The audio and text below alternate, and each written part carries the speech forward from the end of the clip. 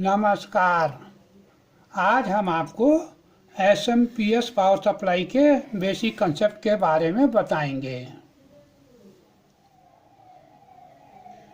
DC power supply दो तरह की होती हैं, एक अनरेगुलेटेड, एक रेगुलेटेड।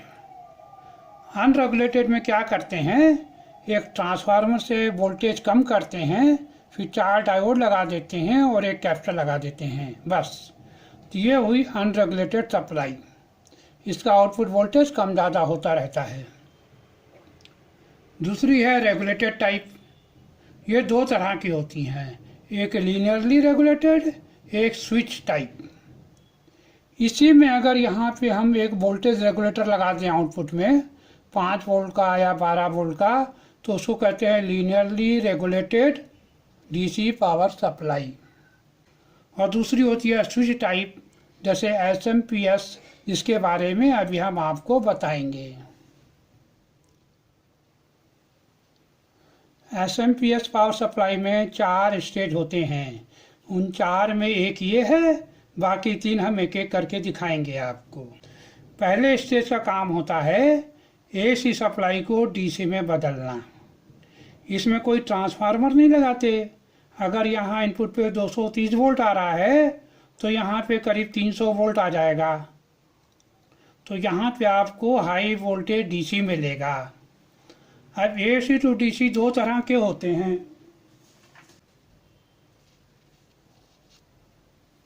एक तो ये जो हमने अभी आपको बताया था, एक ब्रिज लगा है और एक कैपेसिटर लगा है।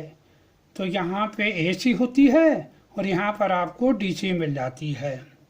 ये सिंपल है। दूसरा होता है स्विच टाइप। उसमें एक इंडक्टर लगा होता है, यहाँ आईजीबीटी या मॉसफेट लगा होता है, उससे ऑन ऑफ करते रहते हैं। उसमें भी यहाँ पे आउटपुट हमें डीसी मिलता है। वो रेगुलेटेड टाइप का होता है, मगर हाई वोल्टेज होता है। ये सब जगह नहीं होता, ये एक्सपेंसिव एसएमपीएस में होता है, ये नॉर्मल होता है। ठीक है। अब यहाँ पे हमने दूसरा स्टेज भी दिखाया है। 4 स्टेज होते हैं ना, ये पहला, ये दूसरा। अब यहाँ पर आपको हाई वोल्टेज डीसी मिल गई। उसके बाद इसमें मॉसफेट या आईजीबीटी स्विच होता है, उसको ऑन ऑफ करते रहते हैं, तो आउटपुट में हमें स्क्वायर वेव मिलता है। ये हाई फ्रिक्वेंसी का होता है और इसकी फ्रिक्वेंसी अलग अलग एसएमपीएस में अलग अलग होती है। ठीक है। तो यहाँ से आपको एसी को डीसी मिला, ये हाई वोल्टेज है, और यहाँ डीसी का स्क्वायर वेव एसी मिला।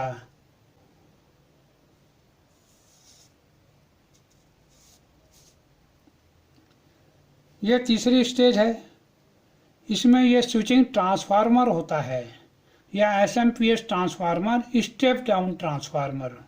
तो यहाँ पे हमको हाई वोल्टेज आ रहा है, तो स्टेप डाउन ट्रांसफार्मर से इसको लो वोल्टेज में बदल देते हैं।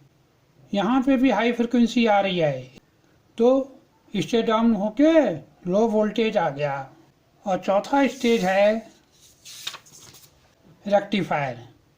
अब ये आपको स्क्वायर वेव लो वोल्टेज मिल गया, उसको रेक्टिफायर में रेक्टिफाई करके और फिल्टर करके, इसमें हार्मोनिक फिल्टर भी होते हैं छोटे मोटे, हमको प्योर डीसी मिल जाता है। तो इस तरह इसकी 4 स्टेज हुई। पहले में हम एसी को डीसी में बदलते हैं, हाई वोल्टेज रहता है। फिर हाई वोल्टेज डीसी को हाई वोल्टेज स्क्वायर वेव में बदलते हैं आईजीबीटी मॉसफेट से। उसके बाद एक स्विचिंग ट्रांसफार्मर से स्टेप डाउन करते हैं वोल्टेज को, तो हमें लो वोल्टेज स्क्वायर वेव मिलता है। फिर इसको रेक्टिफाई कर लेते हैं, तो हमें यहाँ पे डीसी मिलता है। इसमें हार्मोनिक फिल्टर भी होते हैं। तो ये चारों स्टेज हमने एक साथ दिखाई हैं आपको। इसके अलावा इसमें कंट्रोल भी होता है। अब ये सिंपल कंट्रोल हमने दिखाया है normal AC to DC converter type के लिए। मतलब यहाँ पे खाली रेक्टिफायर है इसके अंदर और कैपेसिटर है। तो यहाँ आउटपुट में हम सेंस करते हैं कि यहाँ पे कितना वोल्टेज आ रहा है। ये क्लोज लूप होता है। फिर यहाँ पे ऑप्टो कपलर होता है आइसोलेशन के लिए। देखिए यहाँ पे भी आपको आइसोलेशन मिल रहा है और यहाँ पे भी आइसोलेशन मिल रहा है। इस लाइन के इस ओर के सर्किट में और इस लाइन के इस ओर के सर्किट में दोनों के बीच में आइसोलेशन है, यहाँ पर भी और यहाँ पर भी। ठीक है, तो यहाँ पे हाई वोल्टेज का शॉक यहाँ नहीं लगता, यहाँ आपको आइसोलेटेड वोल्टेज मिल जाता है। तो ये वोल्टेज यहाँ मिल जाता है, फिर यहाँ कंट्रोल होता है, रेफरेंस होता है, और इस कंट्रोल के आउटपुट से आईजीबीटी या मॉसफेट को ऑन ऑफ करते हैं। कभी ऑन करेंगे कभी ऑफ करेंगे। तो ऑन ऑफ का पीरियड कम ज़्यादा करके फ्रिक्वेंसी वही रहती है, लेकिन ऑन का पीरियड और ऑफ का पीरियड कम ज़्यादा होता रहता है।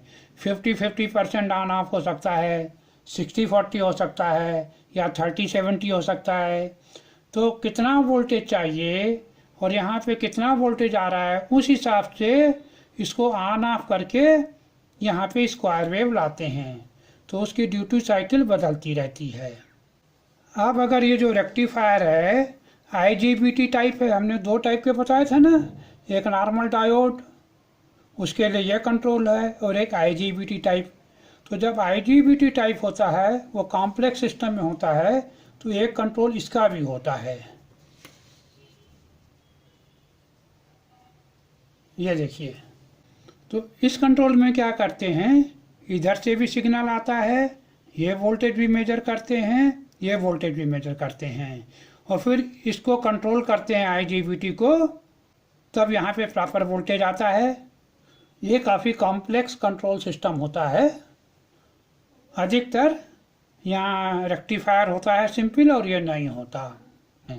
अगर वोल्टेज यहाँ ज़्यादा होने वाला है तो इसका ऑन पीरियड कम कर देते हैं, अगर वोल्टेज कम होने लगता है तो इसका ऑन पीरियड ज़्यादा कर देते हैं। इस तरह यह कंट्रोल होता रहता है। और जब ये होता है तो इस फैन का वोल्टेज भी कंट्रोल होता है। अगर खाली रेक्टिफायर है तो इस फैन का वोल्टेज कंट्रोल नहीं होगा। तो जब ये लगा देते हैं तो इस सिस्टम की इफ़िशियंसी बढ़ जाती है, पावर फैक्टर भी बढ़िया मिल जाता है। तो ये फुल सिस्टम है एसएमपीएस का, या एसएमपीएस का ब्लॉक डायग्राम है। इसके बारे में मैंने एक पूरा वीडियो बनाया है, आप देख सकते हैं आईजीबीटी बेस्ड रेक्टिफायर कैसे काम करता है। और इस पल्स ट्रांसफार्मर या स्विचिंग ट्रांसफार्मर पर भी मेरा एक पूरा वीडियो है, वो भी आप देख सकते हैं। ऑप्टो कपलर पर भी मेरा एक वीडियो है, वो भी आप देख सकते हैं। अब एसएमपीएस की एडवांटेज क्या हैं? इसका साइज छोटा होता है, इसका वेट कम होता है। इस साइज और वेट दोनों कम ट्रांसफार्मर की वजह से होते हैं। जो हाई फ्रिक्वेंसी ट्रांसफार्मर होता है उसका वेट और साइज दोनों कम होता है। जब फ्रिक्वेंसी कम होती है तो वेट और साइज दोनों बढ़ जाता है। उसके बाद आउटपुट का रेगुलेशन बहुत बढ़िया होता है इसका, क्योंकि आईजीबीटी से हम कंट्रोल करते हैं। इसकी इफ़िशियंसी ज़्यादा होती है, या यूँ कह लीजिए पावर लॉस कम होते हैं, वेस्टेज कम होता है पावर का। और wide input voltage variation, input में बहुत ज़्यादा वोल्टेज वेरिएशन हो तो भी ये काम करता है। आपने देखा होगा एसएमपीएस में लिखा रहता है इनपुट 110 वोल्ट टू 300 वोल्ट, इतना वेरिएशन ले जाता है ये। और नॉर्मल जो सप्लाई है एसएमपीएस टाइप की नहीं, नॉर्मल टाइप की, वो इतना वोल्टेज वेरिएशन नहीं ले सकती। अब डिसएडवांटेज क्या है? इसका सर्किट कॉम्प्लेक्स होता है। अब यहाँ लिखा है हमने एक्सपेंसिव और लो कॉस्ट दोनों। पहले ये एक्सपेंसिव हुआ करता था, मगर आजकल बहुत ज़्यादा बनने लगे हैं, मास स्केल में बनने लगा है, तो उनकी कॉस्ट कम हो गई है। तो ये डिसएडवांटेज में नहीं रहा। अब अगर पावर ज़्यादा है, ज़्यादा पावर की एसएमपीएस है, तो उसकी कॉस्ट नॉर्मल से कम होगी, ये एडवांटेज होगा, डिसएडवांटेज नहीं। नॉइस प्रॉब्लम, इसमें जो आईजीबीटी हैं वो हाई फ्रिक्वेंसी पे स्विच होते हैं। ट्रांसफार्मर में भी हाई फ्रिक्वेंसी होता है, हाई फ्रिक्वेंसी इंटरफेरेंस जनरेट करता है, यह प्रॉब्लम होता है। तो तमाम शील्डिंग वगैरह करनी पड़ती है। ठीक है, तो ये एक डिसएडवांटेज हुआ। मगर नॉइस के लिए इसमें एक एडवांटेज भी होता है कि SMPS से कॉमन मोड नॉइस प्रॉब्लम कम कर सकते हैं। ये बहुत जगह हमने कई जगह यूज किया है नॉइस प्रॉब्लम को कम करने के लिए भी। एक्सपर्ट का टॉपिक है, हम डिटेल में नहीं बता सकते। अब आज यहीं समाप्त करते हैं। जय हिंद।